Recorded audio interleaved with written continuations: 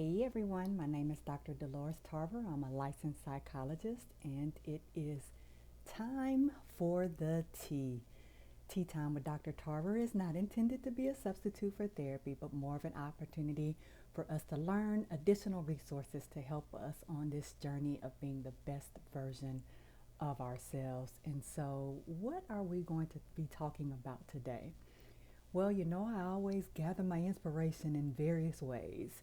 And so I was thinking about, and I know this may seem very foreign at this point, the last time you were at a banquet or a gala or a formal gathering, a reunion of some sort, and when you're at dinner, they have teacups turned over on the table, right? So teacup, coffee cup, whatever you might like to pour as a hot beverage in there.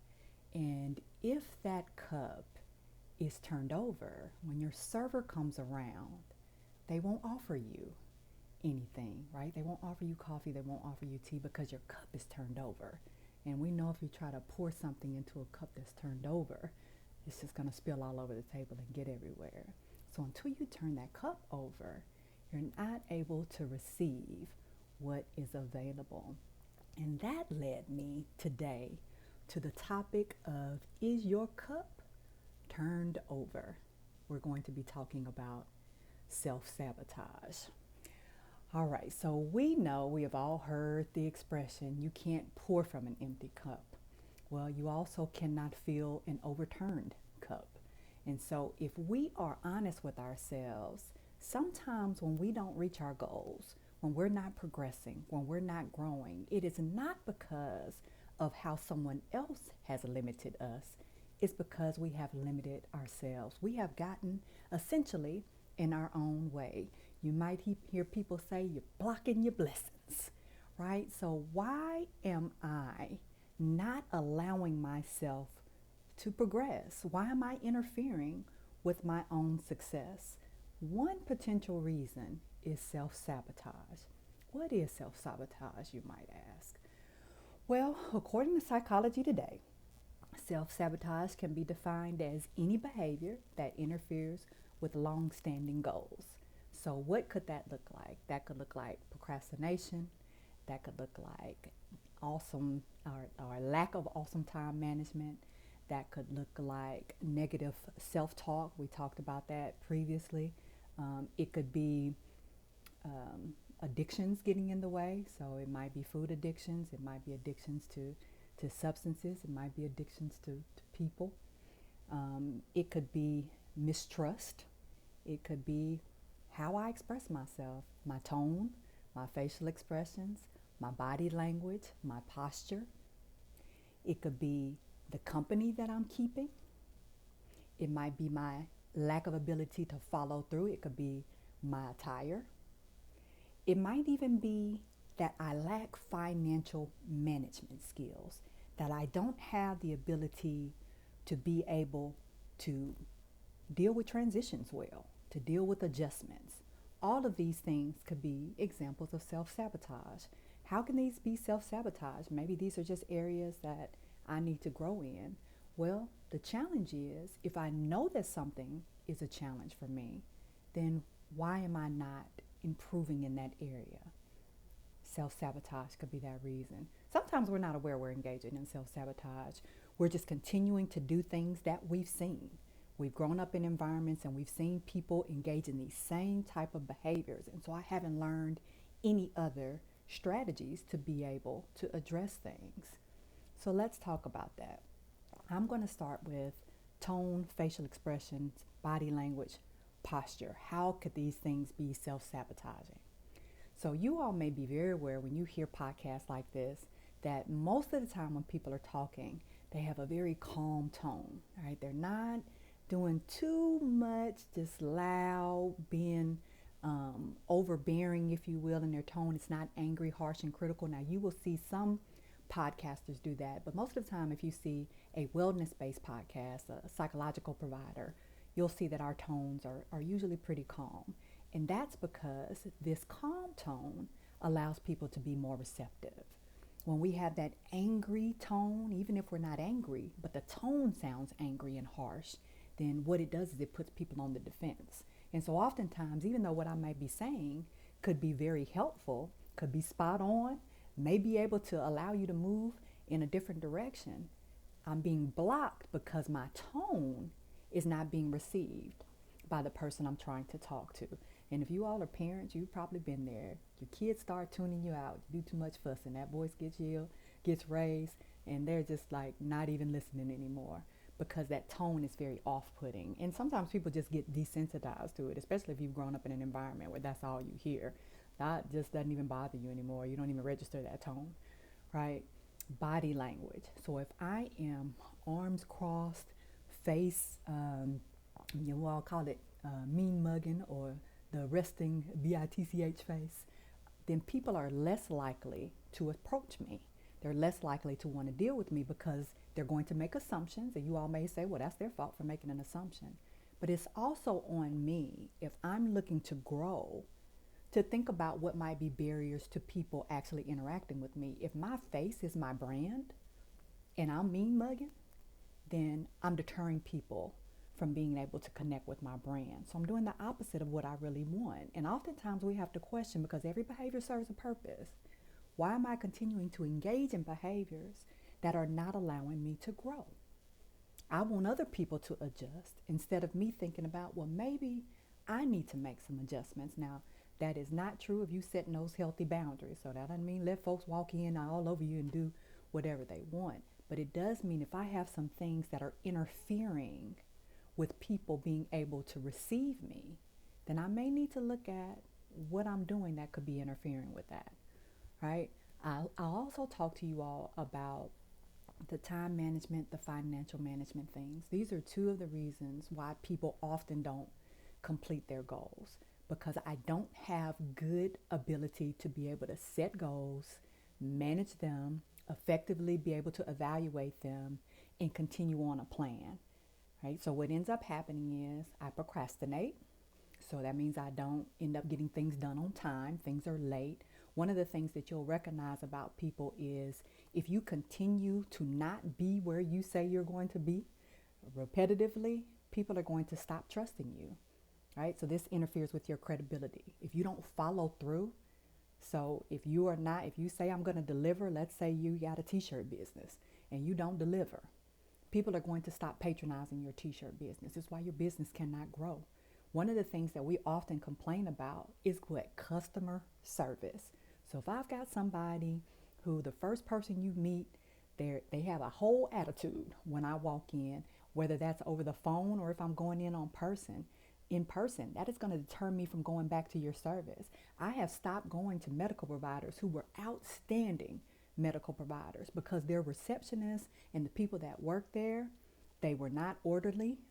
They kept you waiting for long periods of time. They didn't get information that was needed. They didn't communicate things. They're losing things. They're not professional. And so even though this is a good provider, you've now lost business because your office staff was not presenting themselves in the same way that was similar to the caliber of services that you provided as the medical provider. So we have to be very mindful about also who's around us. That's why I brought that one up. The company that we keep. So some of you who are trying to grow in areas, maybe you want to move up in your career, but you're around people, they're gossipy. They are people that don't have the best reputation, and you say, well, that's not me. But we all know this to be true. Like attracts like. Birds of a feather flock together, right? All of these things are true because what we tend to do is we recognize that people who are similar will gather together. So even if you are not doing the same types of things these people are doing, it has the look, the appearance that you are because you're around them. So you have to be so mindful. So many people have gotten caught up in negative situations simply by the people they're around. I'm not a person that's stealing, but I'm around other people that are stealing. So when they get caught, I'm with them. So now I'm in trouble too. So I'm caught up in that. I'm not dealing drugs, but I'm around people that are dealing drugs. So now I'm caught up in that. I'm not a person that's involved with a gang, but I got all these connections to gang members. So now I'm caught up in that. You have to be very, very mindful about your brand. Again, you represent your brand. So whether that's you trying to move up in your business, your own business, you're trying to create and get to grow, or you're working for someone else and you're trying to grow and establish yourself in a higher level position for higher pay, you are your brand. So everything you bring is going to be evaluated, even when you're out in public. And I know you all are saying, well, this is a lot of pressure on me, but people are constantly evaluating you. So you do have to be mindful of how you, does that mean you can't go and have fun and enjoy yourself? Of course not. But it does mean that the stuff that you post on social media, the things that you wear, right? These things send messages to people. And if you are working for a company that has explicitly outlined for you that there are certain things that you cannot do, you have to be mindful of that if you want to keep your employment there, which is why we encourage people, hey, start your own company, start your own business. You get to be your own boss. Then you get to have the narrative.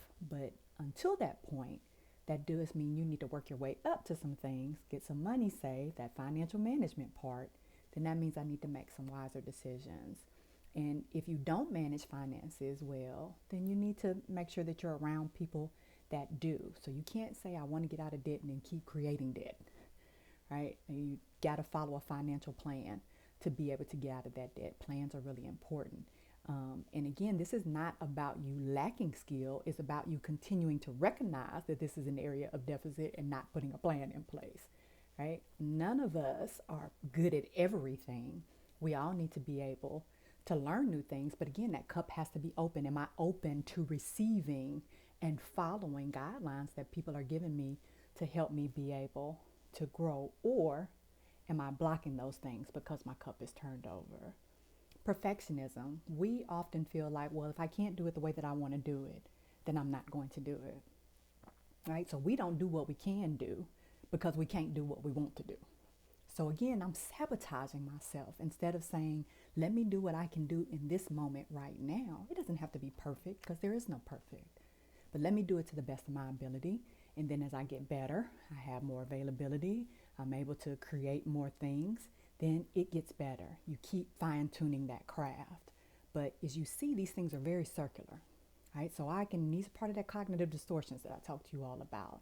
If my mind is telling me that no matter what I do, it's not going to cause any change, then what is going to make me be motivated to change? So I'm sabotaging myself before I even get started. And we explored in our last podcast that sometimes the things that we grew up hearing affect our thoughts, right? So this is why I'm not my own friend, because I'll say negative things to myself based on things I've heard. And those messages, those negative messages, that self-criticism, then begins to sabotage me in being able to move forward. Okay? So why? Where's this stuff coming from? Like, why am I even doing this? Well, we know that lack of skills training is one of the reasons why we self-sabotage. I don't have another way, so I'm going to do what I know. Comfort and security, like we like feeling safe. We don't want to be pushed to a place of discomfort, which is why that whole not being able to deal with transitions and adjustments can be a self-sabotage behavior. I'm uncomfortable with that, so I'm not allowing myself to grow. I'm keeping myself stuck. We suppress our feelings, sometimes because our parents told us that it was not okay for us to express them, or the people that raised us. But also sometimes we're just not comfortable expressing our feelings. Maybe some trauma happened in our lives. Maybe we did not see people expressing their feelings grow up, and so we don't know how. So it comes out in this anger or this rage, or I implode and I'm doing damaging things to myself and not saying how I really feel about things and addressing stuff, right? So these are reasons of self-sabotage. We're afraid to fail. We don't recognize that failure is a part of any success story. There is no one who got it right the first time. People will tell you, hey, I tried something, that didn't work. I tried something else, right? Build a better plan. So these are some of the things that go along with us on this journey, but we're so afraid that we'll fail, we don't even try. Some of us are afraid to succeed because if I succeed, then now people are looking at me. Now people have expectations, and I want to hide. I don't want to be on anybody's radar. And so we're afraid of our own potential, and that is stopping us from being able to be great. Not having a healthy support system. We know that support is very important along any journey because there are people that can see things in us that we can't see for ourselves. That's why I talk about accountability partners so much. Get you a great accountability partner who can see beyond what you can see, who can help you go to the next level. You don't need to be the top person in your peer group. You need to have people who you want to aspire to be like that are in that support system. So you have some things to continue to work toward. We don't believe in ourselves, our low self-esteem, that negative self-talk, our self-worth, the lack of self-confidence. That's another reason why we self-sabotage, because I believe what people have told me. When people made negative statements to me about my abilities, I internalized those things. And now I believe that I become my own self-critic, right? So we talked about that in previous podcasts as well. Negative past experiences, like sometimes we've had an opportunity to kind of step out and it didn't work out the way we wanted, and we saw someone else do it and it didn't work out the way that they planned, and so now we feel like, okay, well, that's just going to be my experience, so let me not try. Sometimes it's protective. Like we want to try to protect ourselves. We want to protect ourselves from getting played, from getting hurt, from what we think is going to be a worse situation, when it is simply that, I have to get through this experience of adjustment and sacrifice.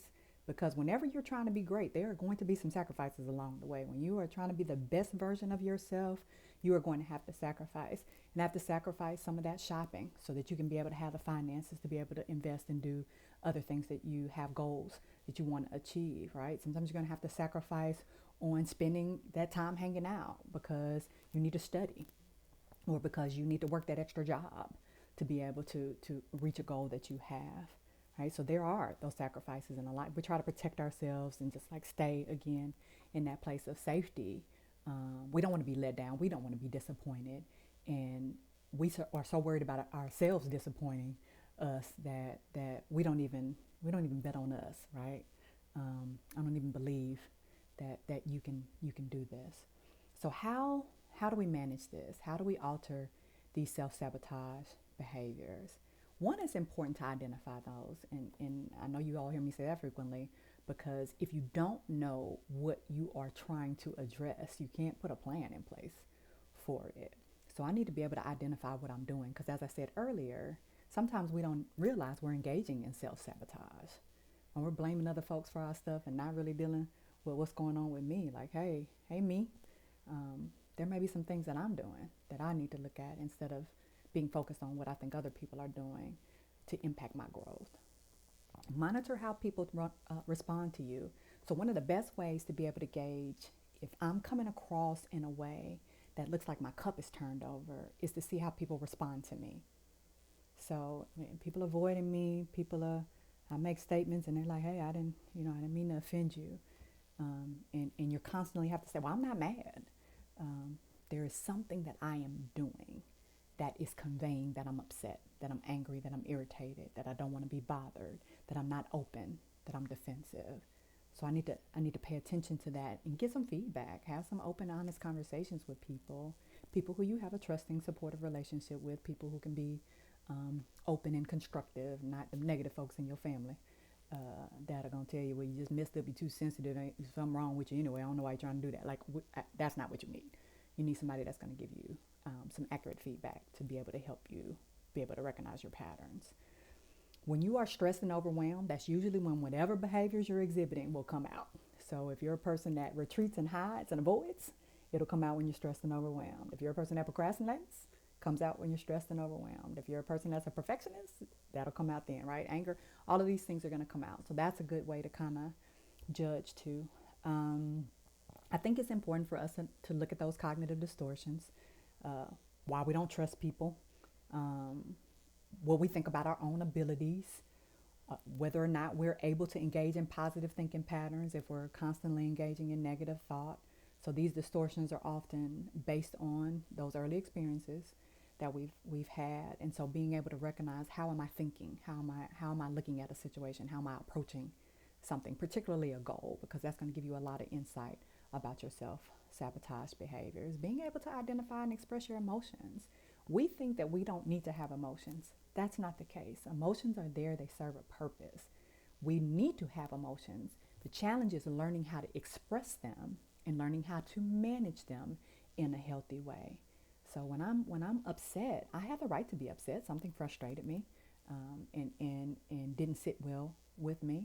But that doesn't mean I need to come punch you in your face because I'm frustrated and irritated, right? So I need to be figuring out how I can express this to actually get what I need instead of doing stuff that's going to just put more distance and more barriers in the way. Explore those early relationships. Childhood is a very pivotal part of our life. That's where a lot of our foundation for thoughts comes from. That's where our foundation for relationships come from. Often where our foundation for goals and being able to successfully reach goals comes from. And so it's always important to explore that. Now, do you need to stay in it forever? No. But I do need to understand and recognize the patterns that came out of that so I can learn additional ones, right? Because we talked about one of the barriers is I lack the skills. So if I recognize like, oh, hey, this is a deficit for me from childhood, something I didn't see, something I didn't get, or something that was unhealthy, that I picked up, then now I know I need to learn some additional skills to be able to move forward. That's why some of us don't manage finances well. We grew up in families where we didn't see finances managed well. People didn't save. They were check to check. They were just trying to make it. They were struggling. And so we never learned how to put money aside. We never learned how to set a financial goal. We tend to repeat the same type of behaviors, right? So I just need to identify that so I can work with a financial planner or work with a coach to be able to learn how to save money, how to be able to manage my expenses based on my income, right? How to be able to make those sacrifices. Those are things I can be taught. So it doesn't matter what age you are. There are a lot of skills you can still learn. Just need to make sure, again, that cup is turned over so you can receive it. Self-compassion. We are so hard and so critical on ourselves, and it's really important that we learn to give ourselves some grace. And perfectionism is steeped in that self-criticism. So we do need to learn how to affirm ourselves. We do need to learn how to build our competency, how I feel about my skills, what I think I'm able to do. You'd be surprised how many people cannot tell me what their strengths are. They can tell me what they're not good at, but they cannot tell me what their strengths are, or they only think they're good at one thing. None of you are a one-trick pony. You all have the capacity to do multiple things, but because it's easier for us to think of what we're not good at, we don't nurture the things that we are good at. And sometimes we don't know because we haven't tried. Accountability, you all know that's one of my favorites.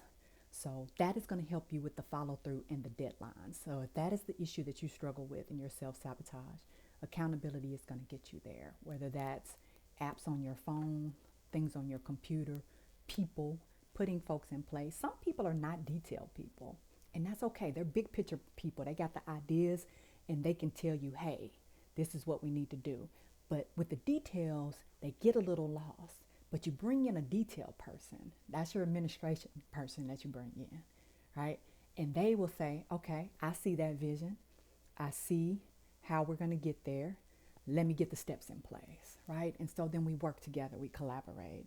Oftentimes, and this is the mistrust piece, we're so fearful of working with other people that they're going to devalue us or they're going to steal from us, that we don't recognize that the partnership piece is part of how goals can be accomplished. This is why we get support groups, right? When you are going through things, you're in recovery, that's why you have a support group. When you are trying to be on that health journey, that's why you have the people that you work with in your gym or the people that you work with in your fitness group. A lot of you all are on groups on social media for this very reason. That's your accountability. We are able to break that self-sabotage when we have people to hold us accountable. Hey, where are you with this? What's the deadline, right? Creating a plan. You all know that's vital. That is vital for any goal, is to have a specific, reasonable plan that you can observe and measure to see how well you're doing, and that plan has a time frame, right? This is how we're able to get there. We want small, realistic goals, but we also want to make sure that we have a timeline. That's how we're able to be successful. So for those of you that are struggling with sabotage around your time management, your planning, your follow through, your procrastination, this is where that skill comes in. Like, let me have a plan. How am I going to execute this? Right? That's also good for that negative self-talk. I'm like, oh, I don't see how that can happen. Well, if I have a plan, I can see how it's going to happen because I got to know where I'm going if I'm going to get there. And then the skills training. Some of us need some social skills, and that's okay. Some of us need some coaching on how to talk to other people. We need some coaching on how to work with other people. We need some coaching in how to be able to express ourselves in professional ways when we're dealing in a business environment, right? We need some organizational skills. How do I work with other groups?